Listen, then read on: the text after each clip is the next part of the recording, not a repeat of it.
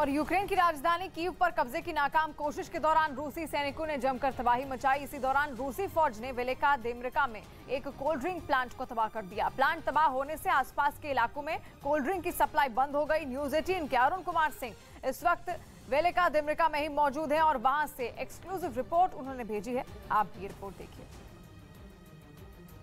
मैं इस वक्त यूक्रेन के वेलिका दिमिर्का इलाके में हूँ। यहाँ मैं इसलिए आया हूँ कि किस तरह से युद्ध यूक्रेन और रूस के बीच ही नहीं हो रहा है, बल्कि युद्ध अमेरिका और रूस के बीच भी शीत युद्ध की तरह ही हो रहा है। मैं इस वक्त एक मल्टीनेशनल कंपनी के सामने हूँ जो शीतल पेय बनाती है, कोल्ड ड्रिंक बनाती है, और वो कंपनी अमेरिका की है। पूरी दुनिया के लोग कोल्ड ड्रिंक पीते हैं इस कंपनी का। हम और आप भी हिंदुस्तान में इस कंपनी के बनाए कोल्ड ड्रिंक पीते हैं। लेकिन इस कंपनी को किस तरह से रूस ने एयर स्ट्राइक के जरिए तबाह किया है, उसकी तस्वीरें देखिए। ये जो प्लांट है, इस प्लांट का ऑपरेशनल हिस्सा जो था, बाकी लॉजिस्टिक का हिस्सा है उसको तो छोड़ दिया, लेकिन ऑपरेशनल हिस्सा जहां कोल्ड ड्रिंक तैयार होता था उसके 3 बड़े टैंक थे और तीनों बड़े टैंक यहां पर तबाह कर दिए गए हैं। उनके ऊपर हवाई हमला किया गया है और ये हिस्सा पूरी तरह से ध्वस्त कर दिया है रूस के एयर स्ट्राइक में। तो ये अमेरिका का प्लांट है, अमेरिका की मल्टीनेशनल कंपनी है जो यूक्रेन में उसने ये प्लांट लगाया था। और ये जो कोल्ड ड्रिंक का प्लांट है, ये सिर्फ यही नहीं बल्कि यूरोप के कई देशों में कोल्ड ड्रिंक सप्लाई करता था। अब इसको ध्वस्त कर देने के बाद कोल्ड ड्रिंक की जो सप्लाई है बाकी जो देश थे वहां पर रुक गई है पूरी तरह से। और ये जो प्लांट है, ये जो शीतल पेय बनाने वाली कंपनी, कोल्ड ड्रिंक बनाने वाली कंपनी का प्लांट है, ये कई 100 हेक्टेयर में फैला हुआ है। यहाँ ऑपरेशनल हिस्सा में बार बार कह रहा हूँ, देखिए यहाँ पर जो टैंक थे 3 बड़े बड़े, इन तीनों बड़े बड़े टैंक को ध्वस्त कर दिया है। ये जो तीनों बड़े बड़े टैंक हैं इनको ध्वस्त कर दिया है और उसके मलबे आगे बहुत दूर तक फैले हुए हैं।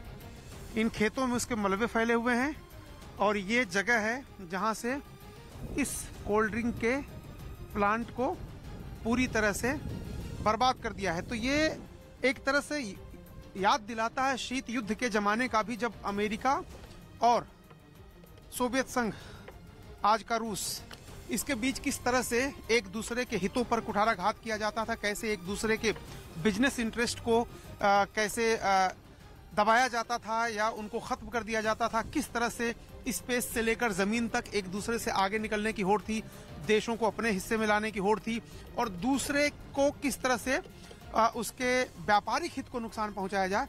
तो वो जो तस्वीर है यहाँ पर आपको इस कोल्ड ड्रिंक फैक्ट्री में दिखाई दे रही, जब रूस के जेट्स ने, रूस के फाइटर जेट्स ने आकर के यूक्रेन की इस फैक्ट्री को जो कोल्ड ड्रिंक बनाती है उसको पूरी तरह से बर्बाद कर दिया है। रूस पर लग रहे आर्थिक प्रतिबंधों से चीन में निवेश करने वाले डर गए। खबर है कि नुकसान के डर से निवेशकों में भागम भाग मच गई, क्योंकि अमेरिका और पश्चिमी देशों ने रूस पर इतने बैन लगाए कि उसकी अर्थव्यवस्था की कमर टूट गई और चीन में निवेश करने वाले इसी बात से सहम गए। ब्लूमबर्ग ने अपनी एक रिपोर्ट में लिखा कि रूस पर लगे आर्थिक प्रतिबंध चीन में निवेश करने वालों को सोचने पर मजबूर कर रहे हैं। साथ ही रिपोर्ट में यह भी बताया गया कि 2014 के बाद चीन का शेयर बाजार शंघाई स्टॉक एक्सचेंज अपने सबसे निचले स्तर पर पहुंच चुका है।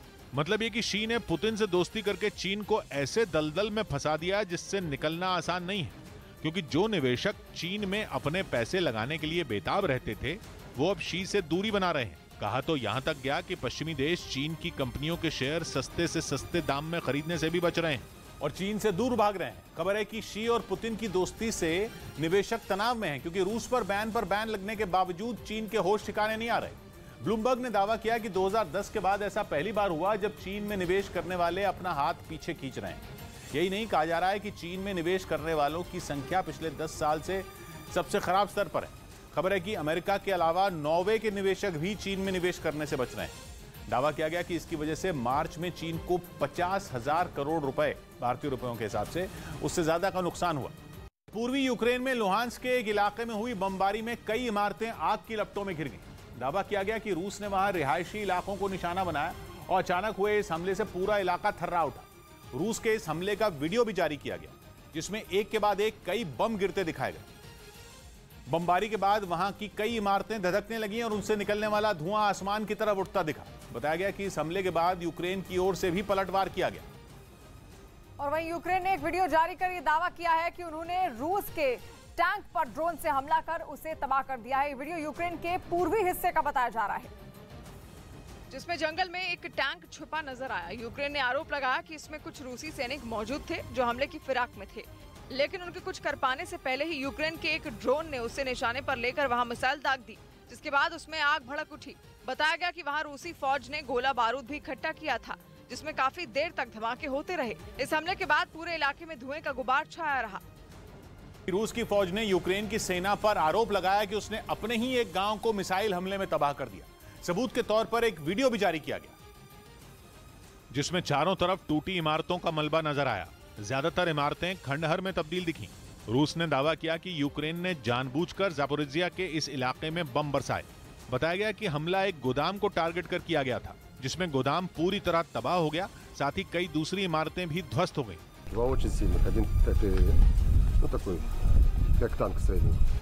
विस्फोट इतने जोरदार थे कि कई बिल्डिंगों की छतें जमींदोज हो गईं।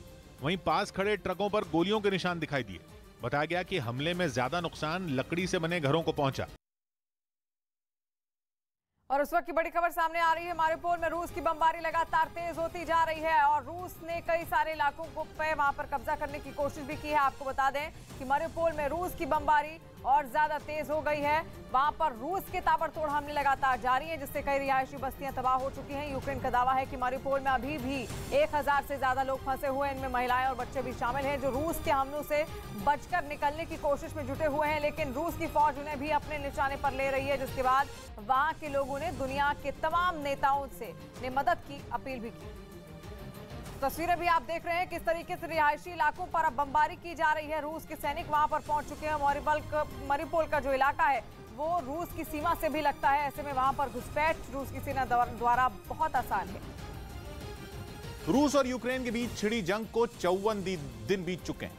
वहीं मारिउपोल पर कब्जे की जंग अपने आखिरी दौर में पहुंच गई है। रूसी सेना के मुताबिक अब किसी भी वक्त पूरे मारिउपोल पर कब्जे का ऐलान हो सकता है। वहां इतने दिनों से छिड़े युद्ध में रूसी सैनिकों के साथ रमजान कादिरव के खूंखार चेचन लड़ाकों ने भी पूरा साथ दिया, लेकिन कादिरव के इन्हीं लड़ाकों का फिर मजाक बनाया गया। एक वीडियो के जरिए यह बताया गया कि चेचन फौज वहां झूठी लड़ाई लड़ रही है।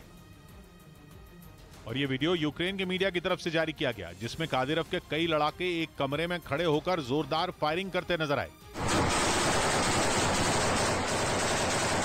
इस बीच एक चेचन लड़ाका घुटनों पर बैठकर खिड़की के बाहर एक तरफ निशाना लगाता दिखाई दिया।